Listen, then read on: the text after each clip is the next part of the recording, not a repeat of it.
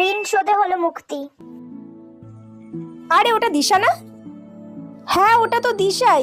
এই দিশা, কি রে কেমন আছিস?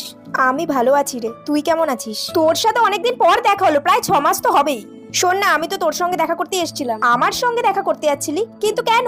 সেই 6 মাস আগের কথা তোর মনে আছে রিঙ্কি? আমার ভাই অসুস্থ হয়ে পড়েছিল, আমি ভাইকে নিয়ে চেন্নাই যাচ্ছিলাম, আমার কিছু টাকা কম পড়েছিল বলে তুই আমাকে 1000 টাকা দিয়ে সাহায্য করেছিলি। ও হ্যাঁ, সেই তোর ভাইয়ের জন্য নিয়েছিলি। তোর ভাই এখন কেমন আছে রে? সুস্থ হয়ে গেছে তো? ভাই এখন খুব ভালো আছে রে, খুব ভালো আছে। ও বাহ, খুব ভালো।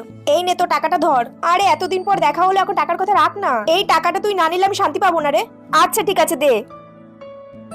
আচ্ছা আজ তবে আসি রে, টাটা। কিন্তু দিশা আর ওর ভাই তো ট্রেন অ্যাক্সিডেন্টে মারা গিয়েছিল, এটা তো আমি ভুলেই গিয়েছিলাম। তাহলে এই টাকাটা দিশা কোথায় গেল? তার মানে